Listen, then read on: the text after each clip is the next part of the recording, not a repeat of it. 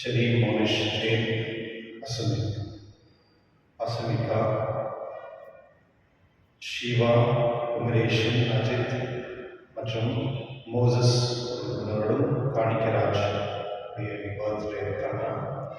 Happy birthday. மற்றும் திருமணம் 50வது wedding anniversary Anthony Shanmugam Shanthi Sagayamary இருக்காங்க. Happy wedding anniversary. மற்றும் மரித்த Wilson Anthony, Philomena, George, Harry, Sebastian, Anthony Raj, Surender Anthony, Violet Mary, Victor, Arul Albert, Kanikka Mary, Malathi இவருடைய ஆனந்தக்காக இந்த திருமலை ஒப்புக்கப்படுகின்றது. தந்தை மகன் தூய ஆவியாரின் பெயராலே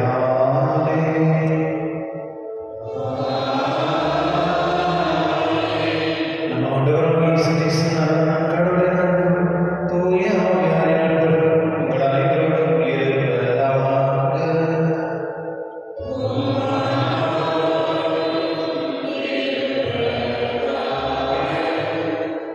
கிறிஸ்துவ சகோதர சகோதரிகளே, இன்று தாய் திருச்சபையானது கன்சாலி வாசியா அப்படிங்கக்கூடிய ஒரு புனிதருடைய திருவிழா கொண்டாடுகின்றது. இவர் நம்ம நாட்டினுடைய முதல் புனிதர். இவர் பாம்பே பக்கத்தில் இருக்க வசை அப்படின்ற ஒரு தீவு. அந்த தீவில் அங்கே நீங்கள் பார்த்தீங்கன்னா நிறைய மக்கள் மீன் பிடிப்பவர்கள் தான் இருப்பாங்க. அது அங்கே இருக்கிறவங்க என்னுடைய கிளாஸ் கேட்குற படித்த தியாலஜிஸ் ஒரு 5 பேரும் அந்த வசை ஊருக்கு சேர்ந்தவங்க தான். அவங்க அத்தனை பேரும் போட் பெரிய பெரிய போட் வச்சுருப்பாங்க. சில பேர் இந்த கோயிலில் பாதி இருக்கிற போட்டாங்க கூட போயிருக்கேன். அந்த வசை ரொம்ப அழகான ஒரு இடம், தண்ணி மட்டுமே இருக்கும். அந்த இடத்துல இவர் பிறந்து வளர்ந்து இவர் கடவுளுடைய அன்பை பரிமாறிக்க வேண்டும் என்பதற்காக அவர் கடவுளுடைய இயேசு சபைக்கு சேர்ந்திருக்கிறார். அவருடைய ஞானம் அறிவு இருப்பதனால அவர் ஜப்பான் நாட்டுக்கு போய் அங்கே மக்களுக்கு கடவுள் பற்றி போதிக்கிறதுக்காக அவர் தொடங்குகிறார். அந்த சமயத்தில் அவர் அந்த நாட்டில் போய் அந்த மொழியை கற்றுக்கொண்டு அங்கே இருக்கிற மக்களுக்கு அவர் ஆண்டவர் இயேசு பற்றி அறிவிக்கிறார். அந்த சமயத்தில் அங்கே இருந்த மன்னர்கள் இவர்களை ஒரு புதிதாக ஒரு ரிலிஜனை கொண்டு வராங்க அப்படின்றதுக்காக துன்புறுத்தி அவரை கொள்கிறார்கள். கிறிஸ்தவர்களை முன்னெல்லாம் வேறு நாட்டில் மக்கள் நம்ம நாட்டுக்கு நம்முடைய விசுவாசத்தை வளர்த்துவிட்டார்கள். ஆனால் முதலாக நம்முடைய நாட்டில் ஒரு புனிதராக வேறு நாட்டுக்கு போய் அந்த நாட்டில் ரத்த வளர்ச்சியாக அவர் வாழ்ந்தார். கிறிஸ்தவர்களை கடவுள் நமக்கு அழைக்கப்பட்டது நாம் அவருடைய ஞானத்தை பெற்று பின்பற்றும் பொழுது கடவுள் நம்மை ஏற்று நம்மை ஆசிரியப்பார்.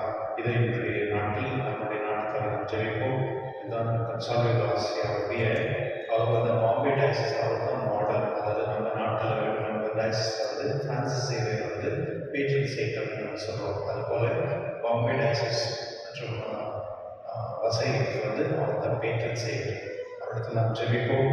கடவுளுடைய வார்த்தை மற்றவர்கள் பகிர்ந்து கொள்ள ஞானமும் அறிவு கிடைக்கக்கூடிய இந்த திருவிழா மன்றாடி நம் பாவம்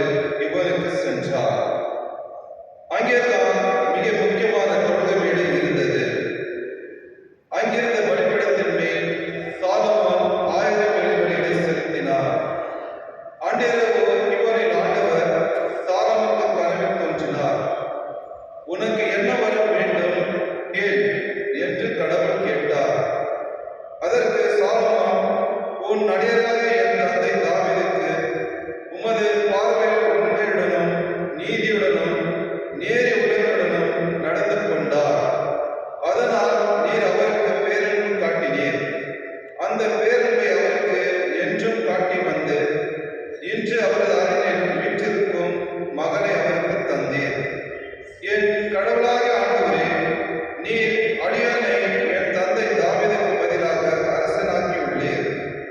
நான் செய்வதாக சிறப்பில்லை. இதோ உமக்கென நீர் தேர்ந்து கொண்ட திரளான மக்களிடையே அடியில் இருக்கின்றேன். அவர்கள் எண்ணி கணிக்க முடியாத மாபெரும் தொகையினர். எனவே உம் மக்களுக்கு நீதி வழங்கும், நன்மை தீமை பகுத்தறியும் தேவையான ஞானம் இருந்த உள்ளத்தை அடையலுக்கு தந்தள்ளும். இல்லாவிடில் உமக்குரிய இம்மாபெரும் மக்கள் இடத்திற்கு நீதி வழங்க யாரால் என்று கேட்டார். சாலமோன் இவ்வாறு கேட்டது ஆண்டவருக்கு உகந்ததாய் இருந்தது. கடவுளிடம் நீடே ஆயுளையோ செல்வத்தையோ நீ கேட்கவில்லை, உன் எதிரிகளின் சாவையும் நீ விரும்பவில்லை. மாறாக நீதி வழங்க தேவையான ஞானத்தை மட்டும் கேட்டிருக்கின்றார். இதோ நான் இப்பொழுது நீ கேட்டபடியே செய்கின்றேன். உனக்கு நிகராக உனக்கு முன்னே எவரும் இருந்ததில்லை, உனக்கு பின்னே இருக்க போவதும் இல்லை. அந்த அளவுக்கு ஞானம் பகுத்தறிவும் நிறைந்த உள்ளத்தை உனக்கு வழங்குகின்றேன். இன்னும் நீ கேளாத செல்வத்தையும் புகழையும் உனக்கு தருவேன். ஆகையால் உன் வாழ்நாள் முழுவதும் உனக்கு இணையான அரசர் எவரும் இரார். ஆண்டவர் வழங்கும் அருள்வாக்கு. இறைவாவுக்கு நன்றி. பதிலளிப்பாளர் பல்லவி. ஆண்டவரே, எனக்கு உன் விதிமுறைகளை கற்பித்தருளும். ஆண்டவரே, எனக்கு உன் விதிமுறைகளை கற்பித்தருளும். நிலநடுக்கம் நாட்டத்தை மாசடைவதாய் காத்துக் கொள்வது எவ்வாறு? உம் வாக்கை கடைபிடிப்பதால் அன்றோ? முழு மனதோடு நான் உம்மை தேடுகின்றேன். உம் கட்டளைகளை விட்டு என்னை விலகிவிடாதேயும். ஆண்டவரே, உன் விதிமுறைகளை எனக்கு கற்பித்தருளும். உமக்கு எதிராக நான் பாவம் செய்யாதவாறு உமது வாக்கை என் இதயத்தில் இருத்தியுள்ளேன். ஆண்டவரே, நீர் போற்றத்துக்கு உரியவர். எனக்கு உம் விதிமுறைகளை கற்பித்தருளும். ஆண்டவரே, உன் விதிமுறைகளை எனக்கு கற்பித்தருளும். உம் வாயிலின்று வரும் நீதி தீர்ப்புகளை எல்லாம் என் இதழால் எடுத்துரைக்கின்றேன். பெரும் செல்வத்தின் மகிழ்ச்சி அடைவது போல் நான் உம் ஒழுங்குமுறைகள் படி நடப்பதில் மகிழ்ச்சி வருகின்றேன். ஆண்டவரே, எனக்கு உன் விதிமுறைகளை கற்பித்தருளும்.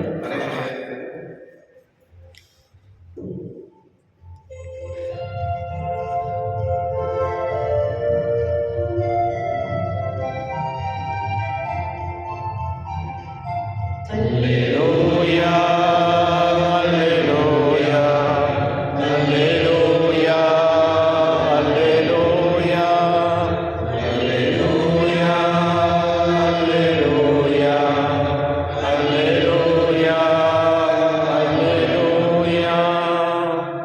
என்னால் அடிவது குரலுக்கு செவி சாய்க்கின்றன. எனக்கும் அவற்றை தெரியும், அவையும் என்னை பின்தொடர்கின்றன என்கின்ற ஆண்டவர். அல்லேலூயா. Alleluia, alleluia, alleluia, alleluia. ஆண்டவர்களோடு இருப்பாராக. உம் ஆன்மாவோடும் இருப்பாராக. புனித மாற்றி எழுதிய நற்செய்தியிலிருந்து வாசகம். ஆண்டவரே,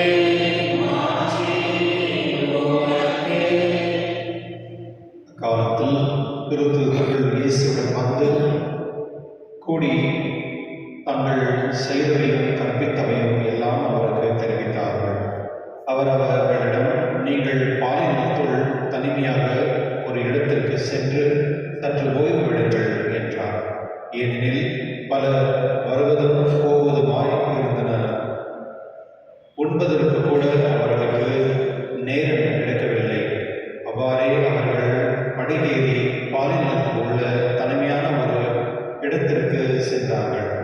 அவர்கள் புறப்பட்டு போவதை மக்கள் பார்த்தார்கள். பலர் அவர்களை இன்னார் என்று தெரிந்து கொண்டு எல்லா நகர்களிலிருந்தும்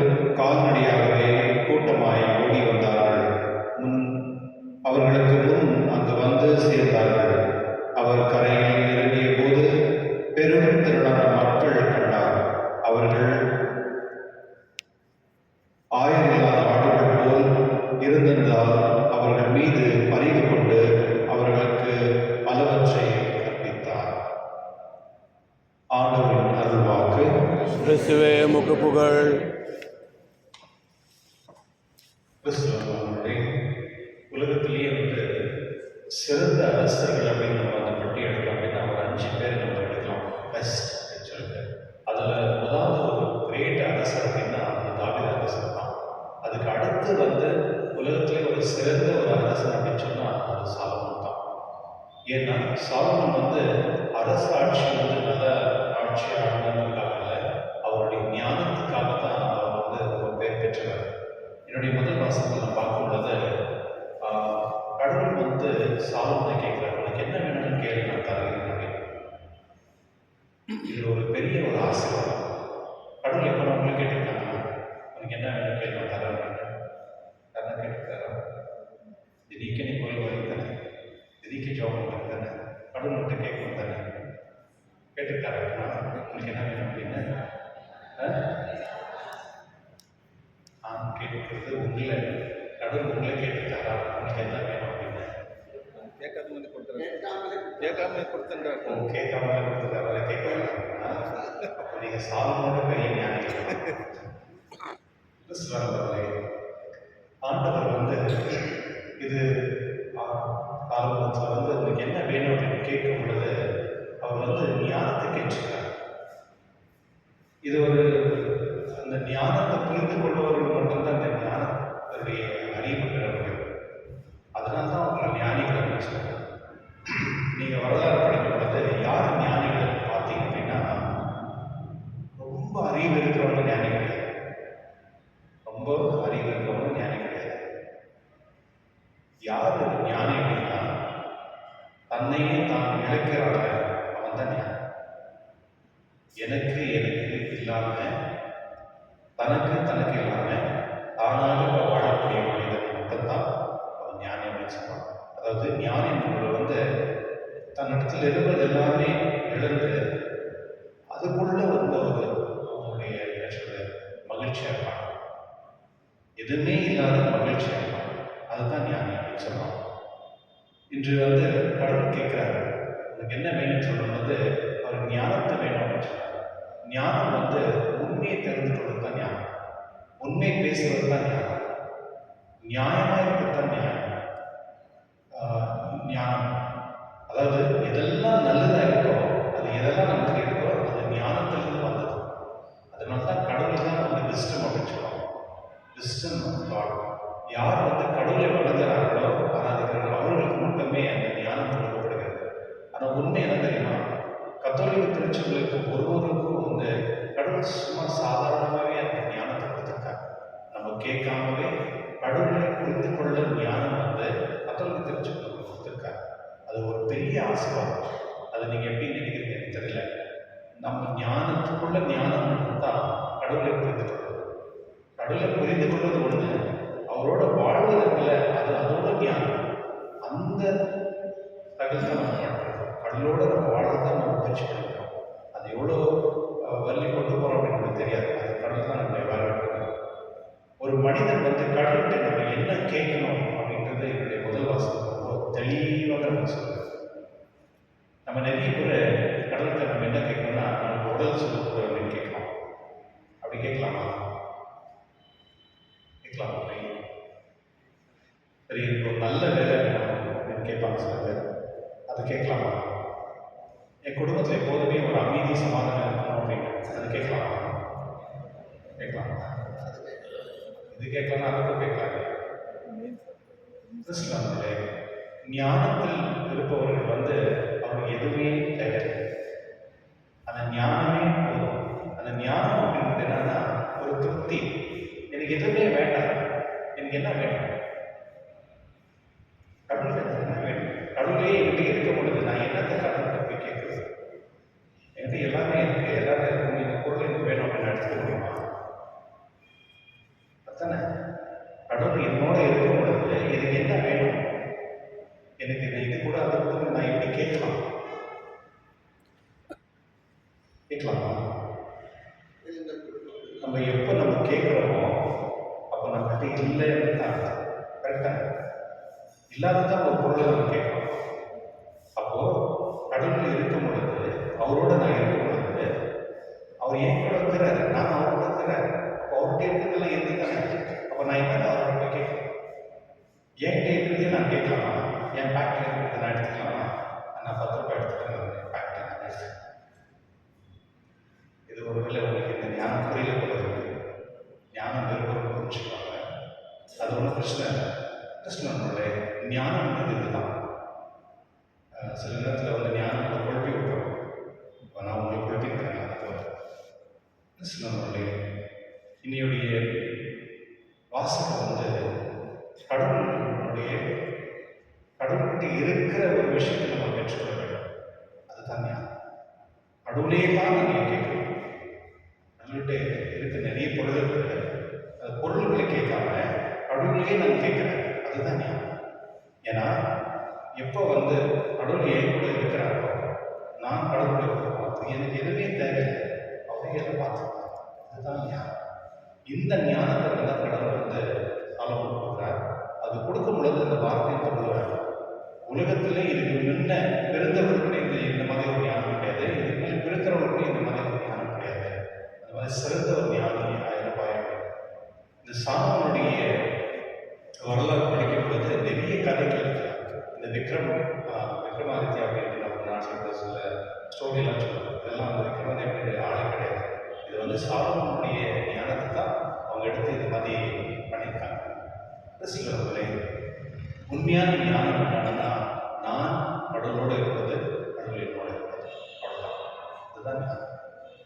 நான் எப்போ கடவுளோடு நான் இருக்கிறேனோ, நான் இருக்கும் பொழுது நான் எந்த ஒரு தீங்கு எனக்கு வராது. ஏன்னா கடவுளோடு நான் இருக்கும்போது, நான் எப்போ கடவுளை பிரிஞ்சு நான் போகிறேனோ அப்போ தான் வந்து எனக்குள்ள இல்லாத தேவையில்லாத கிறிஸ்துவனுடைய என்னுடைய நட்சத்திரத்தை நான் பார்க்கும் பொழுது, சீடர்கள் வந்து ஆண்டவர்கிட்ட பெற்றுக்கொண்ட அந்த ஞானத்தை போய் கடவுளுக்கு மற்ற ஜனங்களுக்கு போய் பரவிக்கிறாங்க. அதெல்லாம் பண்ணிட்டு சந்தோஷமா வந்து சொல்றாங்க, நான் இது செஞ்சு இந்த கை அதை பண்ணோம், ஜனங்க வந்து எங்களை அவ்வளோ பாராட்டினாங்க, கடவுளுடைய ஆசீர்வாதம், அதெல்லாம் உதவி சரியில்லை, மக்கள் கை வச்சோம் குணமானாங்க அப்படின்னு வந்து ரிப்போர்ட் பண்ணுறாங்க. ஏன்னா அந்த ஞானத்தை அவர் பெற்றுக்கொண்டு மற்றவங்க போய் கொடுக்கும் பொழுது, அந்த ஆசீர்வாதம் பெற்று கொண்டு போய் கொடுக்கும் பொழுது மறுபடியும் அந்த ஆசீர்வாதம் பெற்றவர்களுக்காக மறுபடியும் சொல்கிறாங்க. அதனால கடவுள் சொல்கிறாரு, எனக்கு கொஞ்சம் ரெஸ்ட் வேணும், கொஞ்சம் பாலிடத்தில் தூரம் போகிறாங்க. ஆனால் மக்கள் வந்து அந்த ஞானத்தை தேடி போகிறாங்க. நேற்று யாராவது சொன்னாங்க, யூஸ்வலாக வந்து அந்த லேடி கோர்ஸில் சர்ச்சில் ஃபீஸ் கம்மிருக்குல்ல, யூஸ்வலாக நம்ம இந்த 3 சர்ச் எப்படின்னா, இங்கே ஒரு ப்ராப்ளம், அங்கே இருக்கவங்கலாம் இங்கே வருவாங்க, அங்கே சென்ட் சர்ச்னா இங்கே இருக்கவங்களாம் அங்கே போவாங்க. ஆனால் நேற்று ஃபஸ்ட் ஃப்ரைடே இருக்கிறதுனால ஈவினிங் வந்து அவ்வளோ க்ரௌடாக இருக்கிறீங்க. ஏதோ அங்கே வந்து ஃபீஸ் டைமில் கூட இங்கே வந்து, ஏன்னா நேற்று ரொம்ப நல்லா இருந்தது. நேற்று வந்து இந்த ஈவினிங் மாஸ் ஒரு வாய்ஸ் ரொம்ப அழகாக இருந்தது. அதாவது மக்கள் வந்து அப்படியே யாரும் ஏச்சியே போல 2.5 மணி நேரம் ஜனங்க அப்படியே உட்காந்துருக்காங்க. காரணம் என்ன அப்படின்னா, கடவுளுடைய வார்த்தையை கேட்கறதுக்கு விருப்பப்படுறாங்க. இன்னைக்கு நட்சத்திரத்தில் நம்ம பார்க்கும்போது ஆண்டவர் இயேசுடைய வார்த்தை கேட்கறதுக்காக ஊர் ஜனங்க வந்து அப்படியே அவங்க எங்கே போகிறாங்க போகிறாங்க. ஏன்னா அந்த ஞானத்தை பெற்றுக்கொள்வதற்கு ஒரு மனிதனுடைய உணவு என்ன அப்படின்னா ஞானம் தான். நம்மளுக்கு வந்து பசியாக இருந்தால் கூட ரொம்ப கஷ்டப்படலாம் உடலுக்கு. ஆனால் சில ஒரு வார்த்தை, ஏதாவது ஒரு வார்த்தை, ஒரு மனசு சம்பந்தப்பட்ட ஒரு சில வார்த்தை கேட்கும்போது அப்படியே பசி இருந்தாலும் அப்படியே நிம்மதி இருக்கும். அதுதான் ஞானம். கடவுள் என்னுடைய திருவிழா நாம் கடவுள் கேட்போம், தேவா உன்னுடைய ஞானத்தை நமக்கு தந்து நம்ம எப்பொழுதுமே உன்னுடைய மக்களாக அந்த ஞானத்தை பெற்றவர்களாக அந்த ஞானத்தை பகிர்ந்து கொள்ளக்கூடிய ஆசீர்வாதம் தரும்படி இந்த திருவிழா மாற்றப்படும்.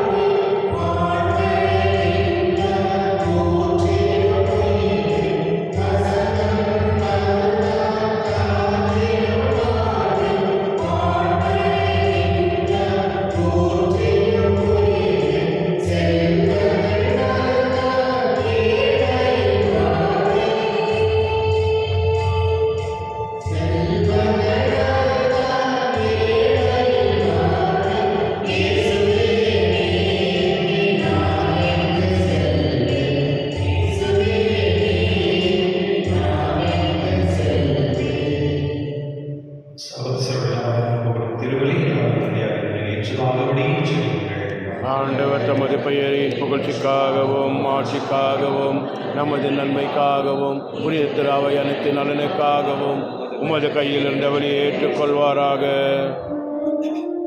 ஆண்டவரே, பணிகளை காணிக்கையாக உமது பீடத்துக்கு கொடுக்கின்றோம். இவற்றை கனிவுடன் ஏற்று எங்களது மீட்பின் அடையாளமாக மாற்றுகிறார். எங்கள் ஆண்டவராகிய கிறிஸ்து வழியாக உம்மை மன்றாடுகின்றோம். ஆமென். ஆண்டவர் உங்களோடு இருப்பாராக. உம் ஆன்மாவோடும் இருப்பாராக. இதயங்களே, எழுப்புங்கள்.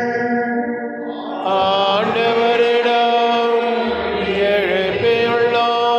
நம்மிறைவனாகிய ஆண்டவருக்கு நன்றி கூறுவோம். அது தகுதியும் நீதியும் ஆனது. ஆண்டவரே, இக்காலத்தில் உம்மை புகழ்ந்தே இருப்பதே எல்லாவற்றுக்கும் மேலான எங்கள் பாசமாக கிறிஸ்து வழியான சிறப்பு நாடுகள் உண்மை இன்னும் மிகுதியாக வாழ்த்தி போற்றுவது நீயாகவே தகுதியும் நீதிமாகும். எங்கள் கடமையும் மீட்புக்குரிய செல்வமாகும். ஏனெனில் உலகின் பாவனை போக்கும் மெய்யான சிறுமதி அவரே, எங்களது சாவை தமது சாவால் அளித்தவரும் தமது உயிர்ப்பினால் எங்கள் வாழ்வை புதுப்பித்தவரும் அவரே. ஆகவே பாச மகிழ்ச்சி கொண்டு உலக மாந்தர் அனைவரும் கழிக்கின்றனர். அவ்வாறே ஆட்சியமைக்கும் அதிகாரம் கொண்ட தூதர்களும் உமது மாட்சிமை புகழ்ந்து பாடி முடிவின்றி சொல்வதாவது: தூயவர் தூயவர் தூயவர் வான்படைகளின் கடவுளாம் ஆண்டவர். விண்ணகமும் மண்ணகமும் உமது மாட்சியால் நிறைந்துள்ளன. உன்னதங்களிலே ஓசானா. ஆண்டவர் பெயரால் வருகின்றவர் ஆசீர் பெற்றவர். உன்னதங்களிலே ஓசானா. ஆண்டவரே, நீர்மையாகவே தூயவற்றை எனக்கு மூச்சு. ஆகவே உம்முடைய ஆவியை காணிக்கை தூய்மைப்படுத்துவதை வேண்டுகின்றோம். இவ்வாறு எங்கள் ஆண்டவர் இயேசு கிறிஸ்துவின் உடலும் இரத்தமாக எங்களுக்கு மாறுவதாக. அவர் பாடுபட்டவுடன் நினைத்து தம்மை கிடைத்த போது அப்பத்தை எடுத்து நன்றி செலுத்தி அதை விட்டு தம் சீடர்களுக்கு அளித்து கூறியதாவது: அனைவரும் இதிலிருந்து பெற்று உண்ணுங்கள். இது உங்களுக்காக கைவிடப்படும் என் உடல்.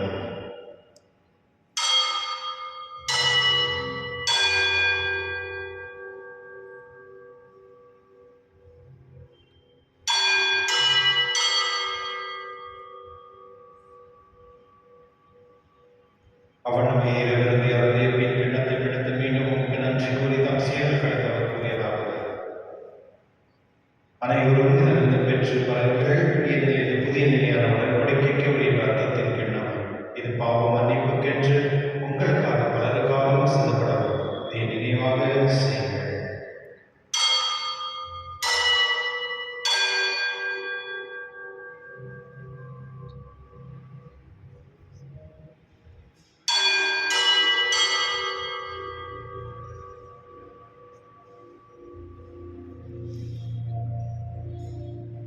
நம்பிக்கையின் மறைபொருள்.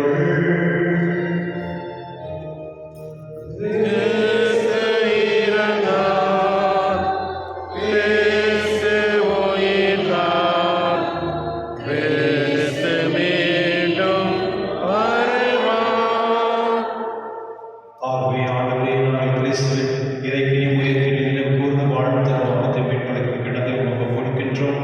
அவன் திருமணம் என்று ஊழியப்புரிய தலைவரை நீங்கள் ஏற்றுக்கொள்கிறீர். எனவே உமக்கு நன்றி செலுத்துகின்றோம். மேலும் கிறிஸ்துவின் உடலிலும் ரத்தத்திலும் பங்கு கொள்ளும் எங்களை தூய ஆவியோடு சேர்க்க வேண்டும் என்று தாழ்மையுடன் மன்றாடுகின்றோம். ஆண்டவரை உலகில் பரவிருக்கும் அது திருவையை நினைவு கூர்ந்ததும் எங்கள் திருத்தந்தை லியோ பீட்டர் எல்லா திருநிலையாளரோடும் உமது திருவிழா நிறைவேற செய்துள்ளோம். மேலும் உயிர்த்திடும் எதிர்நோக்கும் தூய் கொள்ளும்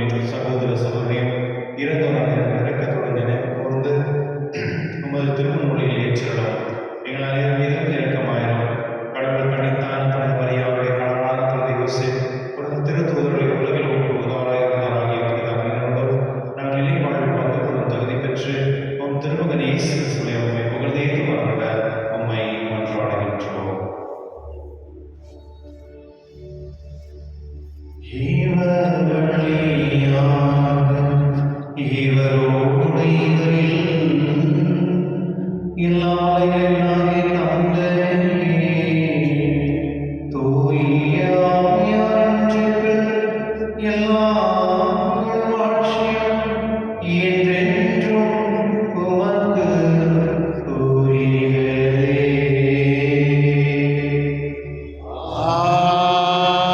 ஆமென். ஆமென்.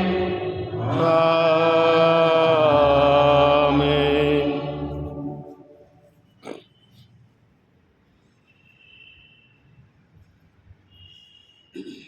மீட்பரின் கட்டளையால் கற்பிக்கப்பட்ட இறைவனால் பயிற்சிகளை நாம் நினைந்து சொல்லுவோம். விண்ணுலகில் இருக்கிற எங்கள் தந்தையே, உமது பெயர் தூயதென போற்ற பெறுக. உமது ஆட்சி வருக. உமது திருவுளம் விண்ணுலகில் நிறைவேறுவது போல மண்ணுலகிலும் நிறைவேறுக. எங்கள் அன்றாட உணவை இன்று எங்களுக்கு தாரும்.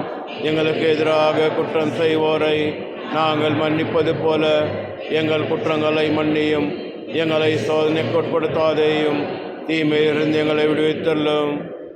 ஆண்டவரே, தீமைகளிலிருந்து எங்களை விடுவித்து எங்கள் வாழ்வுடன் அமைதியும் கண்டனமாய் கொண்டாடுகின்றோம். முதலிற்கு முதலியான ஆதரவை கொடுத்து விடுதலை பெற்று யாரும் கலக்கமின்றி நலமாயிருப்போமாக. நாங்கள் எதிர்நோக்கியிருக்கின்ற இன்பத்திற்காக மீட்பராக இயேசு கிறிஸ்துவுக்காக காத்திருக்கின்றோம். ஏனெனில் ஆட்சியும் வல்லமையும் ஆட்சியும் என்றென்றும் உமது. ஆண்டவரே, இயேசு கிறிஸ்துவே, அமைதி உங்களுக்கு விட்டு செல்கிறேன், அமைதி உங்களுக்கு அளிக்கின்றேன் என்று திருத்தூரில் மொழிந்தீரே. எங்கள் பாவனை பாராமல் திரு அவையின் நம்பிக்கை கண்ணோக்கி ஒரு திருவுள்ளத்திற்கு ஏற்பதற்கு அமைதி ஒற்றுமையாக தருகிறாங்க. என்றென்று வாழ்ந்து ஆட்சி செய்கின்றவர் நீரே. ஆமென். ஆண்டவருடைய அமைதி உங்களோடும் என்றும் இருப்பதாக. உம் ஆன்மாவோடும் இருப்பதாக. ஒருவருக்கொருவர் அமைதி பகிர்ந்தோம்.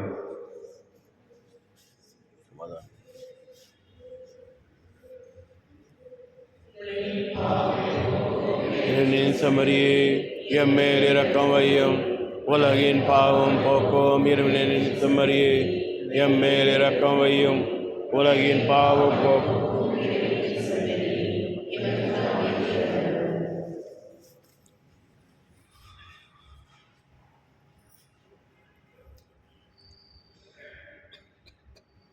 இதோ இறைவன் சென்று உலகின் பாவம் போக்குவரவு செல்ல என்பதை கலைக்க பெற்றோம் பேர் பெற்றோம். இந்நாண்டவரே, நீர் திகழ்தல்ல நான் தகுதியற்றவன். ஆனால் ஒரு வார்த்தை மட்டும் சொல்லி அருளும், எனது ஆன்மா நலமுடையும்.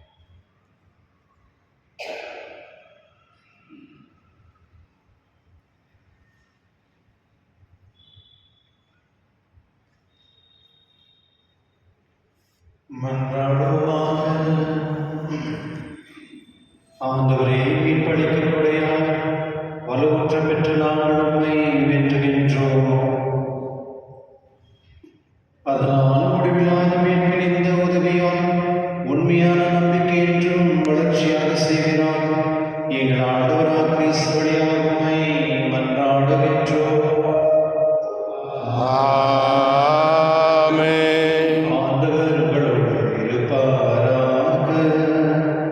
உம் ஆன்மாவோடும் இருப்பாராக. எல்லாம் வல்ல இறைவன், தந்தை, மகன், தூய ஆவியார் அனைவரும் ஆசீர்வதிப்பாராக.